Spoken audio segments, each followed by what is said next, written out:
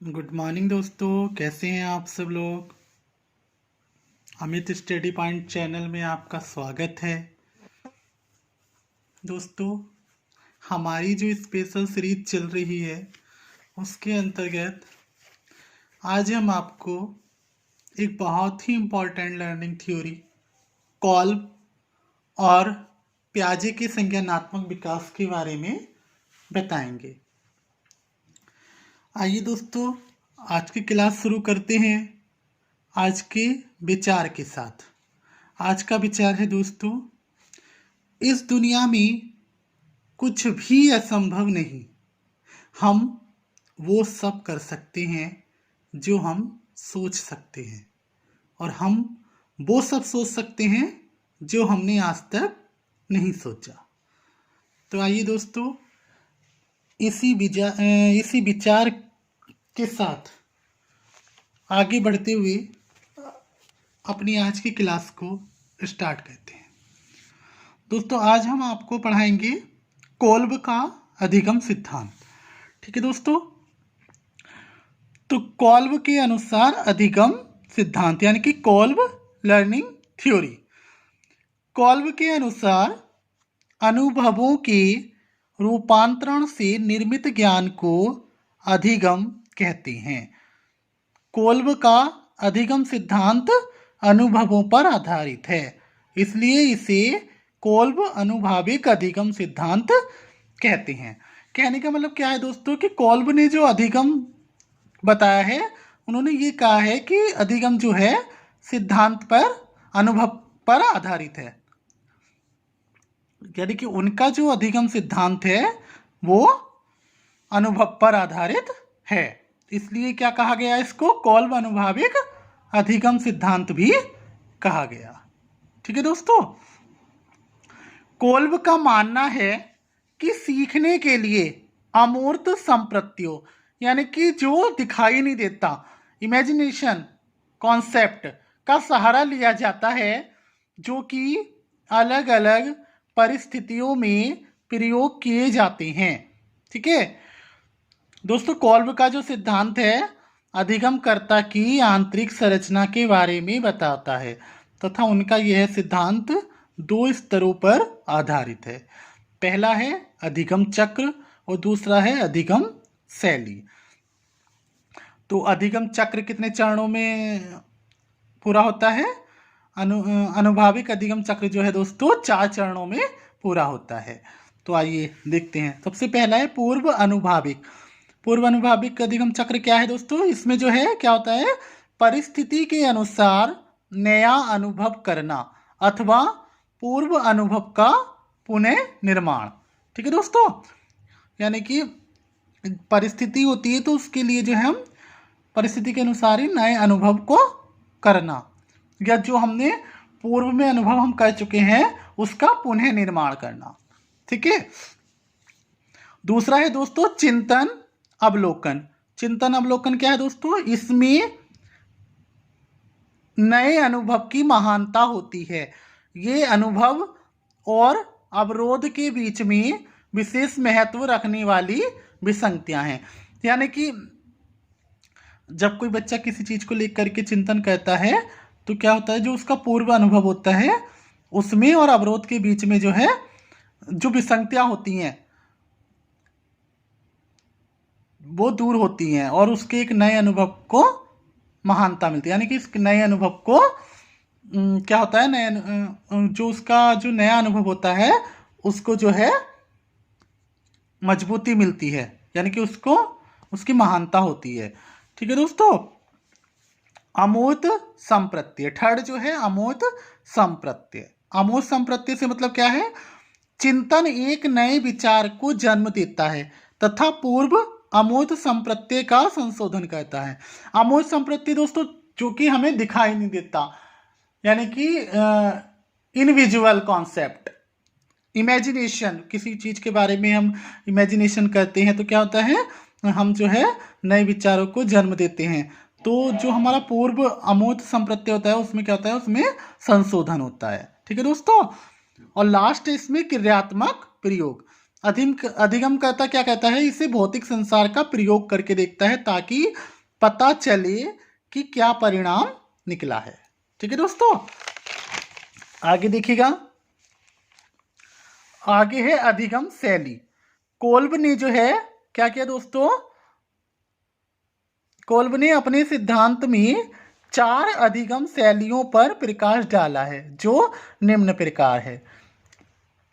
पहली जो शैली है दोस्तों इन्होंने कौन सी बताई, अपसारी, महसूस करना तथा देखना।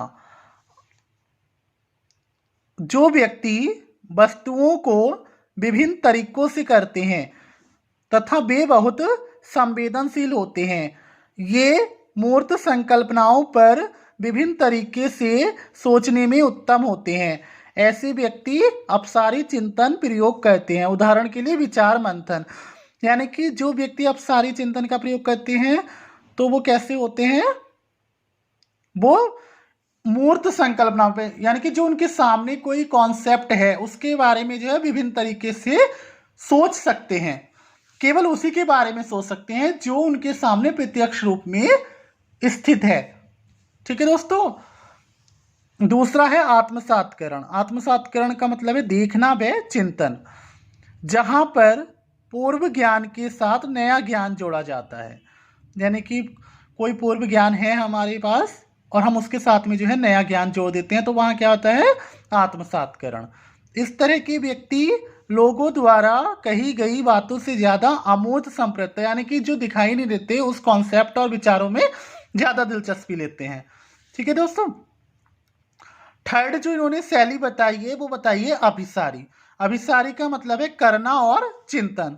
तो इस तरह के व्यक्ति क्या होते हैं, इस तरह के व्यक्ति जो है अमूर्त संप्रत्तियों पर ज्यादा सोचते हैं और इस तरह के व्यक्ति जो है तकनीकी कार्यों में ज्यादा दिलचस्पी लेते हैं।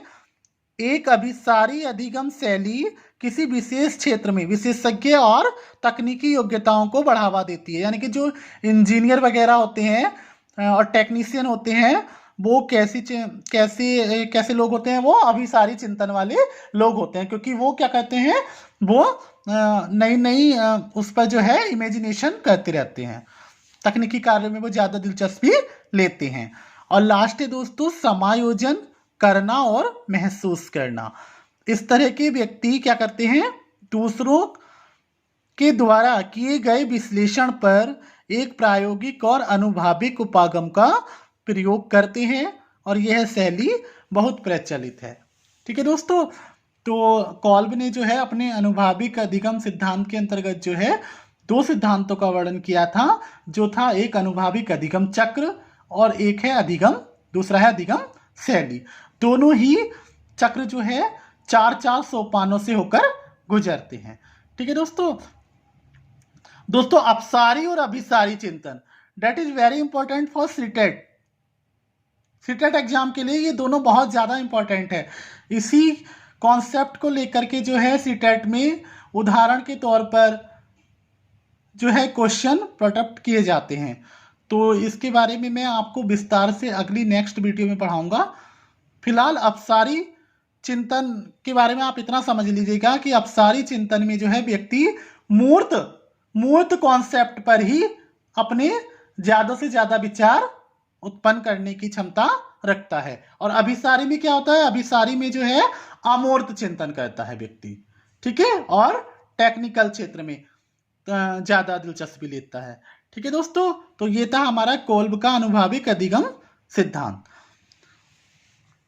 आइए दोस्तों अब इसी को आगे बढ़ाते हुए हम जीन पियाजे, that is very important theory.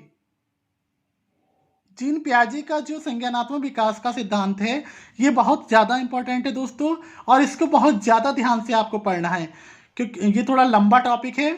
मैं इसकी सारी अवस्थाओं के बारे में बताऊंगा और सारी अवस्थाओं के अंदर व्यक्ति क्या क्या करता है, किस तरीके से उसका विकास होता है, वो सारी चीजें मैं इसके बारे में वीडियो में डिस्कस करूंगा।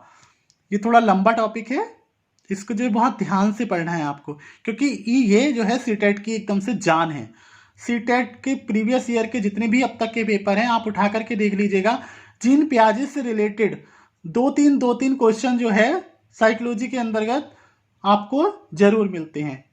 जीन पियाजे से रिलेटेड कोई क्वेश्चन ना हो तो सीटेट का एग्जाम जो है अधूरा है। ठीक है दोस्तों, तो आइए दोस्तों, जीन पियाजे के संज्ञानात्मक विकास का सिद्धांत। इसके जो संस्थापक है दोस्तों वो कौन है? जीन पियाजे। इन्होंने क्या कहा है? जब हम इंद्रियों के माध्यम से बाह्य जगत को जानने समझने की कोशिश करते हैं तो इसे क्या कहते हैं दोस्तों? इसे संज्ञान कहते हैं। संज्ञान का अर्थ क्या है? जानना। इनके अनुसार व्यक्ति अपने वातावरण एवं परिवेश के साथ मानसिक शक्तियों का प्रयोग करते हुए सीखता है। यानी कि इन्होंने क्या कहा है कि व्यक्ति जो है अपने वातावरण और परिवेश के साथ अपनी मानसिक शक्तियों का प्रयोग करते हुए सीखता है, न कि अनुकरण के द्वारा। इन्होंने जो है अनुकरण को महत्व नहीं दिया है। जैसे कि ये मानते हैं कि जीन पियाजे का मानना है कि संज्ञानात्मक विकास अनुकरण पर आधारित नहीं होता। यानी कि इन्होंने जो है दोस्तों अनुकरण को महत्व नहीं दिया है। इन्होंने ये कहा है कि व्यक्ति जो है अपने वातावरण एवं परिवेश के साथ मानसिक शक्तियों का प्रयोग करके सीखता है, न कि अनुकरण के द्वारा सीखता है। ठीक है दोस्तों, इसमें व्यक्ति अपनी ज्ञानेंद्रियों के प्रत्यक्ष अनुभव के आधार पर अपनी समझ का निर्माण करता है तथा सीखना किस समय ज्यादा महत्वपूर्ण होता है दोस्तों? जब वह विद्यार्थी की रुचि और जिज्ञासा के अनुरूप हो। तो क्या होगा कि मतलब सीखना जो है उस समय ज्यादा महत्वपूर्ण हो जाएगा। इनके सिद्धांत को संज्ञानात्मक विकास का निर्माणवादी उपागम भी कहा गया है। ठीक है दोस्तों, यानी कि इनके सिद्धांत को जो है संज्ञानात्मक विकास का निर्माणवादी उपागम भी कहा गया है। ये बहुत इंपॉर्टेंट लाइन है। आगे देखिएगा, पियाजे के संज्ञानात्मक विकास के संप्रत्यों का वर्णन निम्न प्रकार से है। यानी कि पियाजे ने जो संज्ञानात्मक विकास के जो कॉन्सेप्ट लिए हैं वो किस प्रकार से हैं, आइए देखते हैं। सबसे पहला जो उन्होंने बताया है अपने विकास के लिए, वो बताया अनुकूलन। अनुकूलन क्या होता है दोस्तों? वातावरण के अनुसार अपने आप को ढालना अनुकूलन कहलाता है। ठीक है दोस्तों, बच्चों में वातावरण के साथ समंजन यानी कि एडजस्टमेंट करने की जो है जन्मजात प्रवृत्ति होती है। वातावरण के अनुसार अपने आप को ढालना अनुकूलन कहलाता है, और बच्चों में जो है वातावरण के साथ एडजस्टमेंट करने की जो है जन्मजात प्रवृत्ति होती है। पियाजे के अनुसार अनुकूलन की दो उप प्रक्रियाएं होती हैं। सबसे पहला क्या है? आत्मसात्करण। आत्मसात्करण क्या है दोस्तों? ये कई बार रिपीट हो चुका है अब तक की वीडियो में, मैं पहले भी आपको बता चुका हूं। आत्मसात्करण होता है पूर्व ज्ञान को नए ज्ञान के साथ जोड़ना। ठीक है, दूसरे शब्दों में दोस्तों, जब हम नए ज्ञान का अर्जन करते हैं तो उसे क्या कहते हैं? आत्मसात्करण कहते हैं। आत्मसात्करण में बालक समस्या समाधान के लिए पूर्व में सीखी गई मानसिक प्रक्रियाओं का सहारा लेता है। ठीक है दोस्तों, अब उदाहरण के तौर पर हम इसको समझेंगे। जब एक बच्चा पहली बार काले रंग का कुत्ता देखता है तो क्या कहता है? वह अपने स्कीमा यानी कि अपने ज्ञान में अपने जो ज्ञान में सूचना ग्रहण करता है कि सभी कुत्तों का रंग क्या होता है? काला। लेकिन जब सफेद रंग का कुत्ता देखता है तो वह क्या कर लेता है? अपने ज्ञान में यह सूचना ग्रहण करता है कि कुत्ते केवल काले रंग के ही नहीं बल्कि दूसरे रंग के भी हो सकते हैं। तो इस तरह बच्चा क्या हुआ? अपने पूर्व ज्ञान से नए ज्ञान को जोड़ा। तो पूर्व ज्ञान उसका क्या हुआ? काला कुत्ता। और जो उसने नया ज्ञान जोड़ा उसमें वो कौन सा हुआ? सफेद कुत्ता या किसी और रंग का कुत्ता। तो दोस्तों उसने जो है ना अपने पूर्व ज्ञान के साथ में नए ज्ञान को जोड़ लिया, जो क्या कहलाया? आत्मसात्करण कहलाया। दोस्तों आगे देखिएगा, बी है इसमें समायोजन। जब बच्चा अपने पुराने स्कीमा में परिवर्तन करना शुरू कर देता है, यानी कि जब बच्चा जो है अपने पुराने ज्ञान में परिवर्तन करना शुरू कर देता है तो वह क्या कहलाता है? समायोजन कहलाता है, या वह समायोजन की अवस्था में होता है। उदाहरण के तौर पर देखिएगा, एक बच्चे के स्कीमा में या एक बच्चे के ज्ञान में यह सूचना है कि कुत्ते की 4 टांगे होती हैं, तो वह अनुमान लगा लेता है कि सभी 4 टांगों वाले पशु क्या होते हैं, कुत्ते होते हैं। यानी कि उसने अपने ज्ञान में जो है ये धारण कर रखा है कि कुत्ते की जो है 4 टांगे होती है। तो वह क्या करता है, वह अनुमान ये लगा लेता है कि जिनके भी 4 टांगे हैं वह सब पशु जो है कुत्ते हैं।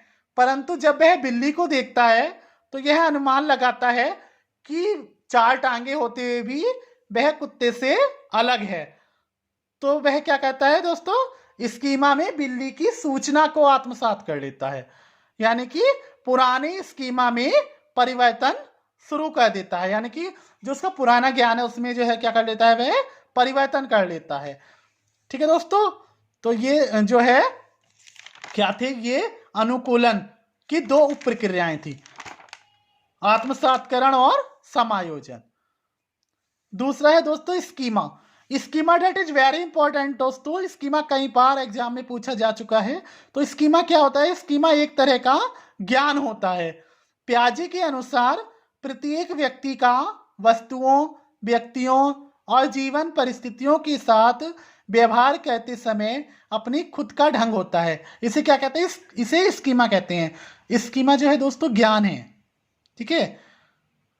ज्ञान के अनुसार ही तो व्यक्ति जो है अपनी जो है परिस्थितियों के साथ व्यवहार करता है, और उसका जो अपने ज्ञान के आधार पर ही जो है उसके व्यवहार करने का अपना अलग तरीका होता है, ठीक है। तीसरा है साम्य धारण।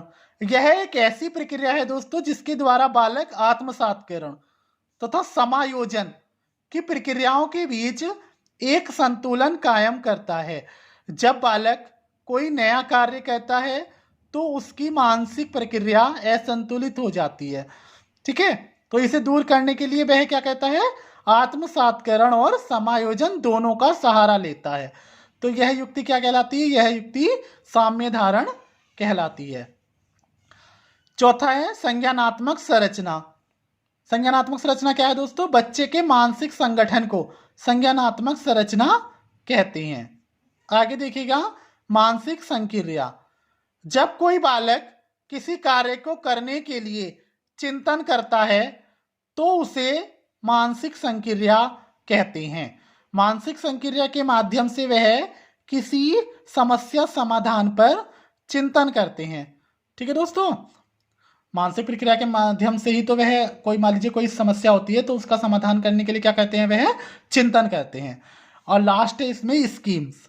किसी काम को करने के लिए हमारे पास विभिन्न प्रकार के तथ्य होते हैं या विकल्प होते हैं, उसे क्या कहते हैं, उसे स्कीम्स कहते हैं। उदाहरण, जब कोई बच्चा एक बहुविकल्पीय प्रश्न करता है तो उसके पास 4 से 5 विकल्प होते हैं, जिन्हें क्या कहते हैं, जिन्हें स्कीम्स कहते हैं। दोस्तों स्कीमा होता है ज्ञान और स्कीम्स होता है विकल्प, ठीक है दोस्तों। तो ये था संज्ञानात्मक विकास का सिद्धांत जो कि जीन पियाजे का था। दोस्तों नेक्स्ट वीडियो में हम जीन पियाजे की संज्ञानात्मक विकास की अवस्थाओं के बारे में चर्चा करेंगे। तो आज की वीडियो में दोस्तों इतना ही। मेरी वीडियो आपको कैसी लगी कमेंट बॉक्स में ज़रूर बताएं दोस्तों।